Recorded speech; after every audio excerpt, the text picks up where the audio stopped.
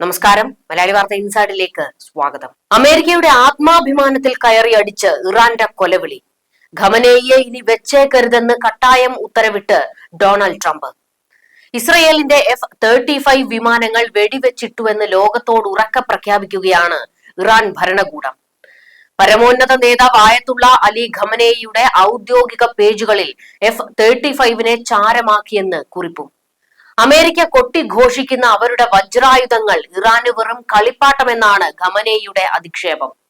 Israel ഓലപ്പാമ്പ് കാണിച്ച് വിരട്ടാൻ നിൽക്കുന്നുവെന്നും Khamenei പ്രഖ്യാപിക്കുമ്പോൾ American ആയുധ വിപണിക്ക് ഇളക്കം തട്ടുന്നു. യുഎസിന്റെ ആയുധക്കരുത്ത് എന്താണെന്ന് ഇറാനെ ബോധ്യപ്പെടുത്താമെന്ന് തിരിച്ചടിച്ച് വൈറ്റ് ഹൌസ് രംഗത്തേക്ക് വന്നിരിക്കുന്നു. പശ്ചിമേഷ്യൻ പോർക്കളത്തിലേക്ക് അമേരിക്ക ഇറങ്ങിയിരിക്കുന്നു. ലോകത്തിലെ ഏറ്റവും ശക്തവും നൂതനവുമായ യുദ്ധവിമാനമായാണ് അമേരിക്കയുടെ പുതിയ തലമുറ വിമാനമായ F-35 അറിയപ്പെടുന്നത്. ഇസ്രയേൽ ഉപയോഗിച്ച അക്രമകാരിയായ ഇത്തരം 3 വിമാനങ്ങൾ ഇറാൻ വെടിവെച്ചിട്ടതായ റിപ്പോർട്ട് പുറത്തു വന്നിട്ടുണ്ട്. എന്നാൽ ഇതിന്റെ തെളിവുകൾ ഇറാൻ പുറത്തേക്ക് വിട്ടിട്ടില്ല. എന്നാൽ ഇസ്രയേൽ ആകട്ടെ ആക്രമണം നടത്തുന്നതിന്റെ ദൃശ്യങ്ങൾ പുറത്തേക്ക് വിട്ട് ഇറാനെ പൂട്ടുന്നുമുണ്ട്. F-35 ആക്രമിക്കപ്പെട്ടുവെങ്കിൽ അത് യുഎസിന് കനത്ത തിരിച്ചടിയാണ്. റഷ്യയിൽ നിന്നും മുൻപ് ഇറാൻ വാങ്ങിയ S-300 എന്ന മിസൈൽ പ്രതിരോധ സംവിധാനം ഉപയോഗിച്ചാണ് ഇതിലൊന്ന് വെടിവെച്ചിട്ടതെന്ന റിപ്പോർട്ടുകളും ഇപ്പോൾ പുറത്തേക്ക് വരുന്നുണ്ട്. S-400ന്റെ മുൻഗാമിയാണ് S-300 സിസ്റ്റം. ഈ സംഭവം അമേരിക്കൻ ആയുധ വിപണിയെ ഉലച്ചതോടെ തങ്ങളുടെ F-35 നഷ്ടപ്പെട്ടിട്ടില്ല എന്ന വാദവുമായി ഇസ്രയേൽ ഇപ്പോൾ രംഗത്തേക്ക് വരുന്നു. ഇസ്രയേലിന്റെയും അമേരിക്കയുടെയും വ്യോമ പ്രതിരോധ സംവിധാനങ്ങളെ തകർത്ത് ഇസ്രയേലിന്റെ സൈനിക കേന്ദ്രങ്ങളിൽ ഉൾപ്പെടെ 100 കണക്കിന് മിസൈലുകളാണ് പതിച്ചിരിക്കുന്നത്. ഈ ആക്രമണത്തിൽ നിരവധി പേർ കൊല്ലപ്പെടുകയും അനവധി പേർക്ക് പരിക്കേൽക്കുകയും ചെയ്തിട്ടുണ്ടെങ്കിലും കൃത്യമായ വിവരങ്ങൾ ഇസ്രയേൽ പുറത്തുവിട്ടിട്ടില്ല. ജെറുസലേമും ടെല്ലവീവും ഉൾപ്പെടെയാണ് ആക്രമിക്കപ്പെട്ടിരിക്കുന്നത്. 1000 കോടി വിലയുള്ള 3 F-35 വിമാനങ്ങൾ ഒറ്റയടിക്ക് ഇസ്രയേലിന് നഷ്ടമായിരിക്കുന്നു. ഇറാന്റെ തിരിച്ചടിയിൽ ഇസ്രയേലിൽ എത്രമാത്രം നഷ്ടമുണ്ടായി എന്നത് സംബന്ധിച്ച് ഇപ്പോഴും കൃത്യമായ വിവരങ്ങൾ അവർ പുറത്തുവിടുന്നില്ല. ഇറാന് നേരെ ആക്രമണം തുടരുന്നിടത്തോളം കൂടുതൽ നാശനഷ്ടം ഇസ്രയേലിനും അനുഭവിക്കേണ്ടി വരുമെന്നാണ് ഇറാൻ ലോകരാജ്യങ്ങളോടും വിളിച്ചു പറയുന്നത്. ഇറാൻ വെടിവെച്ചിട്ടു എന്ന് പറയുന്ന F-35 വിമാനങ്ങൾ ഇന്ത്യ ഉൾപ്പെടെയുള്ള രാജ്യങ്ങൾ അമേരിക്കയിൽ നിന്നും വാങ്ങാൻ കരാറായിട്ടുണ്ട്.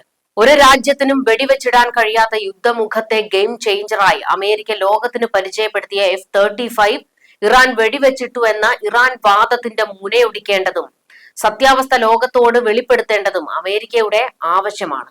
അമേരിക്കൻ വിമാനത്തിന് ഓർഡർ ചെയ്ത രാജ്യങ്ങൾ പുനർവിചിന്തനം നടത്തണമെന്നും കരാർ ഉപേക്ഷിക്കുന്നതാണ് നല്ലതെന്നും ഇപ്പോൾ ഇറാൻ തുറന്നടിക്കുന്നു. ഇതോടെ കലിയിളകി നിൽക്കുകയാണ് ഡൊണാൾഡ് ട്രംപ്.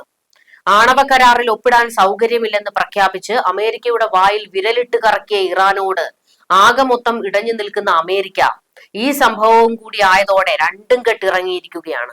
ഏതൊരു എതിരാളിക്കെതിരെയും പൈലറ്റുമാർക്ക് വലിയ മുൻതൂക്കം നൽകുകയും ആക്രമണം നടത്തി സുരക്ഷിതമായി തിരിച്ചെത്താൻ പ്രാപ്തമാക്കുകയും ചെയ്യുന്ന വിമാനമായാണ് F-35 അറിയപ്പെട്ടിരുന്നത്. എന്നാൽ ഇറാൻ തകർത്ത F-35 വിമാനത്തിൽ നിന്നും ഒരു വൈമാനികനെ പിടികൂടിയതായാണ് ഇറാൻ മാധ്യമങ്ങൾ റിപ്പോർട്ട് ചെയ്യുന്നത്.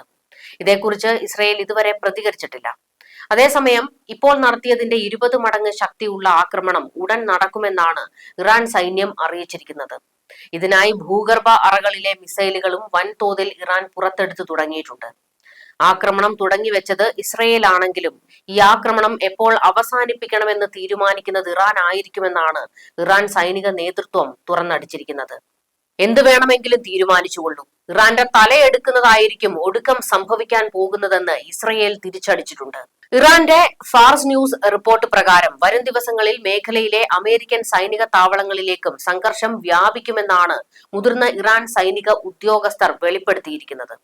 അതായത് അമേരിക്കൻ സഹായത്തോടെ ഇസ്രയേൽ നടത്തിയ ആക്രമണത്തിന് അതേ രൂപത്തിൽ തന്നെ തിരിച്ചടിക്കാനാണ് ഇറാൻ നിലവിൽ പദ്ധതി തയ്യാറാക്കിയിരിക്കുന്നത്. ഇസ്രയേലിന്റെ ഓപ്പറേഷൻ റൈസിംഗ് ലയണിന് മറുപടിയായി ഇറാൻ ഓപ്പറേഷൻ ട്രൂ പ്രോമിസ് 3 ആണ് ആരംഭിച്ചിരിക്കുന്നത്.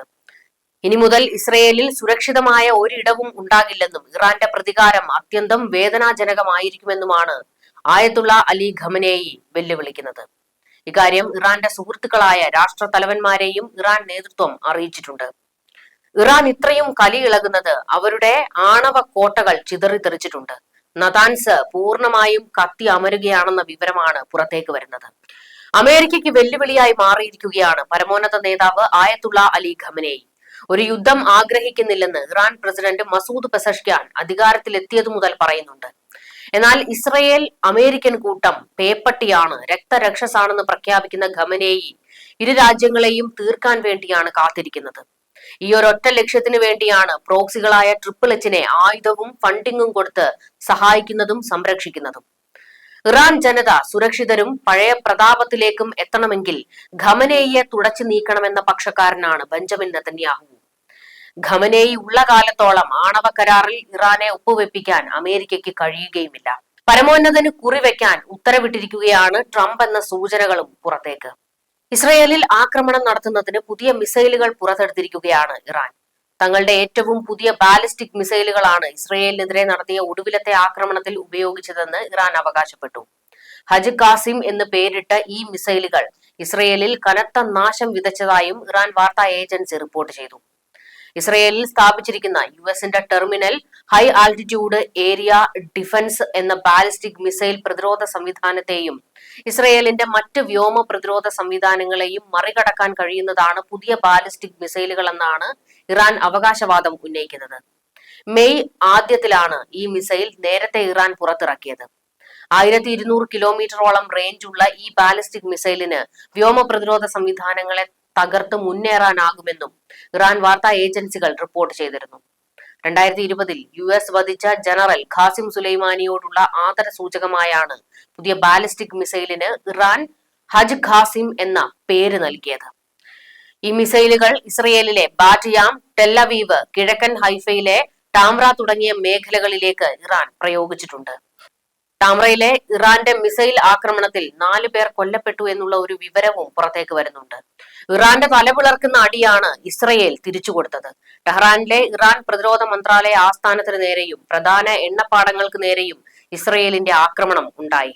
ഇറാന്റെ സാമ്പത്തിക നട്ടെല്ല് തകർക്കുന്ന നടപടിയാണ് ഇസ്രയേൽ പുറത്തെടുത്തിരിക്കുന്നത്. എണ്ണ സംഭരണശാലകളിൽ ഇസ്രയേൽ ആക്രമണം നടത്തിയതിനു പിന്നാലെ വൻ അഗ്നിബാധയുണ്ടായിട്ടുണ്ട്. ഇതുവരെ അത് അണയ്ക്കാൻ കഴിഞ്ഞിട്ടില്ല. ശനിയാഴ്ച രാത്രിയും ഞായറാഴ്ച പുലർച്ചെയുമായി നടന്ന ആക്രമണത്തിൽ ഇറാനിലെ വിവിധ ഇടങ്ങളിലായി 60ഓളം പേർ കൊല്ലപ്പെട്ടതായിട്ടുള്ള റിപ്പോർട്ടുകൾ. ഇറാനെതിരായ സൈനിക നടപടികൾ ദിവസങ്ങളല്ല ആഴ്ചകളോളം നീളുമെന്ന് ഇസ്രയേൽ വ്യക്തമാക്കിയിട്ടുണ്ട്. അമേരിക്കയുടെ അചഞ്ചലമായ അംഗീകാരത്തോടെയാണ് ഇസ്രയേലിന്റെ സൈനിക നടപടികൾ മുന്നോട്ടു പോകുന്നതെന്നും CNN റിപ്പോർട്ട് ചെയ്തു. ആഴ്ചകൾ നീളുന്ന സൈനിക നടപടിയെ സ്വകാര്യ ചർച്ചകളിൽ ട്രംപ് ഭരണകൂടം വിമർശിച്ചിട്ടില്ലെന്ന് ഒരു ഇസ്രയേലി ഉദ്യോഗസ്ഥൻ CNN പ്രതികരിച്ചു. ഇസ്രയേലിന്റെ പദ്ധതികളെക്കുറിച്ച് US ഭരണകൂടത്തിന് അറിയാമെന്നും ഇസ്രയേലിന് പരോക്ഷമായ പിന്തുണയുണ്ടെന്നും വൈറ്റ് ഹൌസിലെ ഉദ്യോഗസ്ഥനും പറഞ്ഞതായി CNN റിപ്പോർട്ട് ചെയ്തിട്ടുണ്ട്. അമേരിക്കയും ഇസ്രയേലും സംയുക്തമായി ചേർന്ന് ഇറാനെതിരെ തിരിഞ്ഞിരിക്കുന്നു എന്നുള്ളതാണ് ഈ ഘട്ടത്തിൽ വ്യക്തമാകുന്നത്. ന്യൂസ് ഡെസ്ക് മലയാളി വാർത്ത ഇൻസൈഡ്.